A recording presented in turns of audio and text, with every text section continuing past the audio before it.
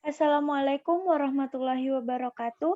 Di sini kami dari kelompok 10 yang beranggotakan saya sendiri Irda Tua dan rekan-rekan saya Roinsani Sialagan dan Agrina Yolanda Tambunan. Kami akan mempresentasikan mengenai kemajuan dari tugas integrasi 2 kami yang berjudul Pengaruh Pembatasan Sosial Berskala Besar atau PSBB terhadap pendapatan hotel di Jakarta dengan studi kasus Jakarta International Hotel and Development Tbk.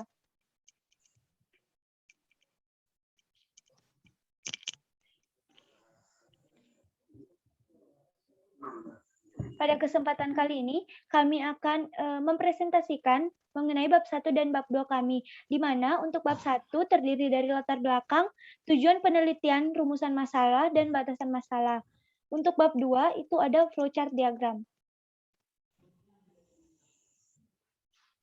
Untuk latar belakang, di sini kami mengaitkan tentang pandemi COVID-19 dengan industri perhotelan yang ada di Indonesia, dengan objek penelitian yaitu PT Jakarta International Hotel and Development Tbk atau JIHD.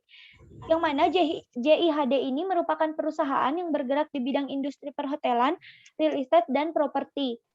Yang mana permasalahan yang mereka hadapi yaitu tingkat kunjungan wisatawan yang rendah, menyebabkan pendapatan yang diterima oleh mereka juga menurun drastis.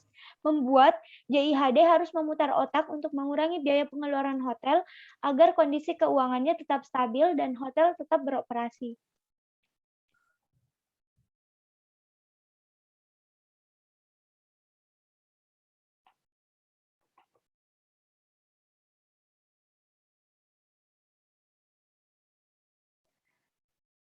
Selanjutnya ada RPD atau Rich Picture Diagram.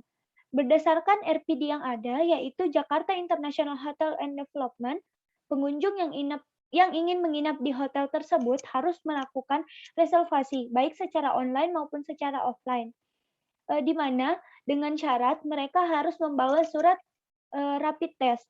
Jika pengunjung memenuhi persyaratan, maka pengunjung bisa dapat menginap di hotel. Dengan begitu, pendapatan yang diterima oleh hotel bisa bertambah. Tetapi sebaliknya, jika pengunjung tidak menunjukkan surat rapid test, maka pengunjung tidak dapat menginap di hotel tersebut. Dan dengan begitu, maka hotel tidak menerima pendapatan atau pendapatannya akan menurun.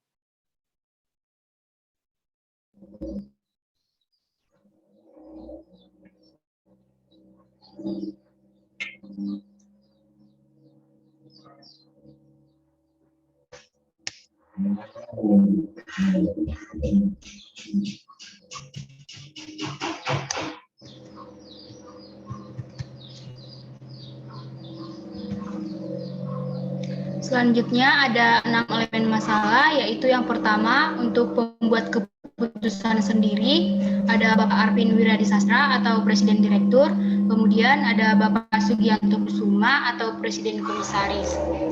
Kemudian yang kedua ada tujuan pembuat keputusan, yaitu untuk menerapkan berbagai strategi demi bertahan di tengah pandemi yang tidak kondusif untuk para pelaku bisnis dengan berbagai strategi, yaitu mengoptimalkan pemesanan via daring, menawarkan jasa antar makanan dari restoran yang ada di hotel, baik makanan masak maupun frozen.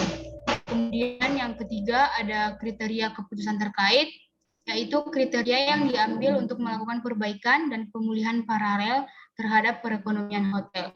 Kemudian yang keempat ada ukuran kinerja, yaitu dapat melaksanakan berbagai strategi upaya untuk bertahan di tengah pandemi, seperti mengaplikasikan sarana e-commerce. Kemudian ada input control, yaitu melakukan berbagai strategi dengan optimal. Kemudian yang terakhir ada konteks di mana masalah terjadi, yaitu adanya pandemi COVID-19, sehingga adanya pembatasan mobilitas masyarakat dan melakukan pembatasan pertemuan tatap muka. Kemudian untuk di sini ada fishbone diagram, yaitu ada lingkungan atau surroundings, ada supplier atau pemasok, sistem, skill atau keterampilan, dan safety atau keselamatan. Untuk surroundings sendiri atau lingkungan dipengaruhi oleh dua faktor, yaitu tidak didukung untuk supplier, jumlah sumber daya manusia yang menurun akibat pandemi COVID-19. Kemudian untuk sistem, pengambilan data oleh orang luar harus dilakukan secara tatap muka sehingga kurang efektif. Selanjutnya, untuk keterampilan atau skill dipengaruhi oleh dua faktor, yaitu yang pertama kurangnya kemampuan mengoperasikan digital. Kemudian adanya pelatihan dan pengembangan kompetensi serta keterampilan karyawan. Kemudian yang terakhir ada safety atau keselamatan, yaitu kurangnya manajemen manajer senantiasa memantau dan memperbaharui perkembangan informasi tentang COVID-19 di hotel. Kemudian yang kedua, adanya karyawan atau customer yang tidak mematuhi protokol kesehatan yang mengakibatkan pendapatan hotel yang tidak sesuai target akibat COVID-19. Selanjutnya ada 5W tambah 1H untuk W yang pertama yaitu what, apa yang menyebabkan adanya penurunan pendapatan di Jakarta International Hotel and Development Tbk. Yang kedua, who, siapa yang bertanggung jawab atas dampak penurunan pendapatan yang terjadi. Yang ketiga, where, di mana tempat atau lokasi masalah terjadi. Yang keempat, when, kapan penurunan pendapatan hotel terjadi. Yang kelima, why, mengapa pendapatan hotel mengalami penurunan yang sangat besar. Yang keenam, how, bagaimana caranya supaya tingkat pendapatan dapat kembali normal dan berjalan secara efisien dan efektif. Yang selanjutnya di sini ada gap analysis. Adapun pembahasannya terdiri dari dua pembahasan, yaitu kejadian sekarang.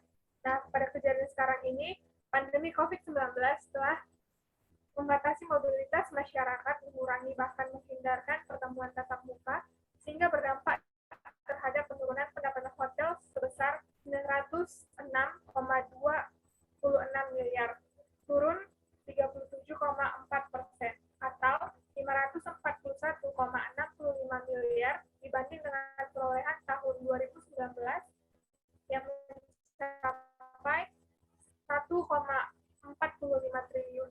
Selanjutnya tujuan yaitu melakukan perbaikan dan pemulihan hotel dengan upaya mempersiapkan strategi khusus dan terukur untuk dapat kembali meningkatkan kinerja menjadi lebih baik dengan mengoptimalisasi strategi pemasaran dengan mengaplikasikan sarana e-commerce.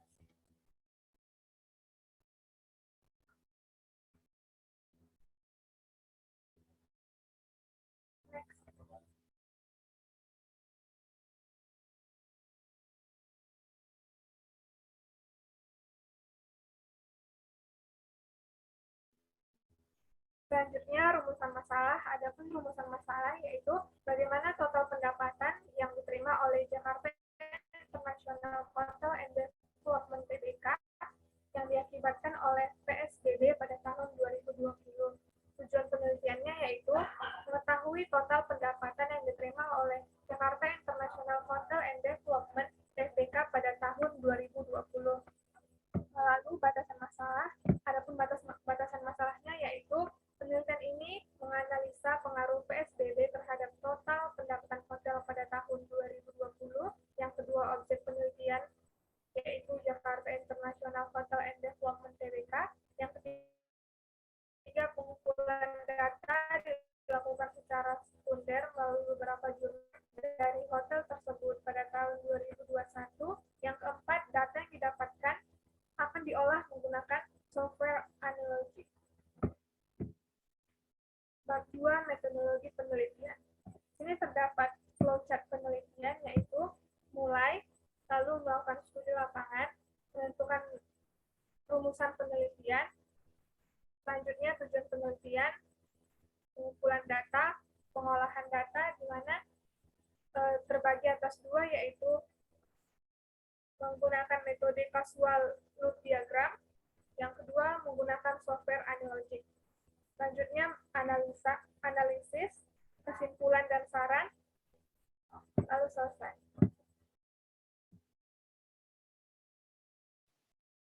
Sekian presentasi dari kelompok kami, kurang lebihnya mohon dimaafkan. Wassalamualaikum warahmatullahi wabarakatuh.